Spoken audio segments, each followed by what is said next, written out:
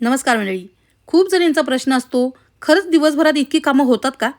तर होतात की नाही मी ते तुम्हाला दाखवते थोडक्यात.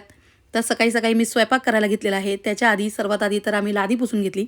झाडू मारून लादी पुसून घेतलेली आहे. कारण की मग दिवसभरात परत आहे ना झाडू मारता येत नाही, लादी पण पुसता येत नाही. कारण की फक्त पसारा-पसारा असतो घरात. आणि हे जे मसाले आहेत ना, ते रात्री पॅक केलेले होते.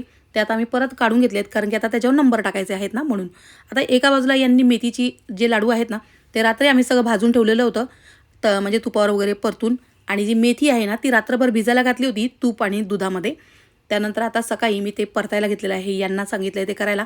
जोपर्यंत माझा स्वयंपाक होतोय, तोपर्यंत ते अर्धी जी काही तयारी उरलेली आहे ना मेथीच्या लाडूची आणि मुगाच्या लाडूची, ती तयारी हे करतायत. तोपर्यंत माझा स्वयंपाक होईल. आता जेवणामध्ये मी केलेली आहे साधी अगदी कोबीची भाजी.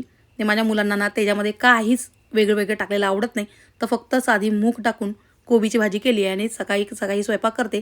त्याच्यामुळे मी हे तेलाच्या चपात्या करते. रात्री जर चपात्या केल्या तर मी फुलके करते. तर बघा अजिबात कोथिंबीर वगैरे सुद्धा टाकलेली नाही आहे. भरपूर कोथिंबीर आणली आहे आता आपल्या मसाल्यांमध्ये टाकण्यासाठी.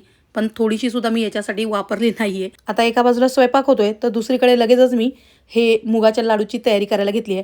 कारण मुगाची सगळी तयारी रात्रीच झालेली आहे आणि म्हणजे तुपावर चांगले परतून वगैरे सगळं मस्तपैकी भाजून घेतलं आहे पीठ आणि आता त्याच्यामध्ये हे सर्व साहित्य टाकणार आहे. साखर टाकून ते सुद्धा मी मिक्स करून घेतलं आहे. कारण काही जणांना ना बिना म्हणजे ड्रायफ्रूट न टाकता हवं असतं ना, तर ते सगळं मी अर्धं काढून घेतलं आहे आणि अर्ध्यामध्ये आता हे ड्रायफ्रूट टाकणार आहे.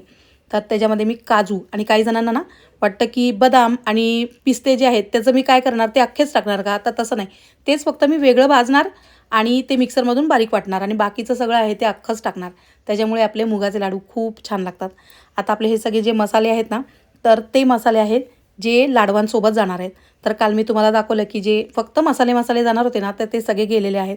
आता लाडूसोबत जाणारे आहेत ना, तर त्यातले काही लाडू उरलेत. तर म्हणजे मुगाचा लाडू आणि हा मेथीचा लाडू राहिला होता करायचा, तर तो माझा करून झालेला आहे. तर आपले हे जे लाडू आहेत ना, ते 15 किलोचे आहेत.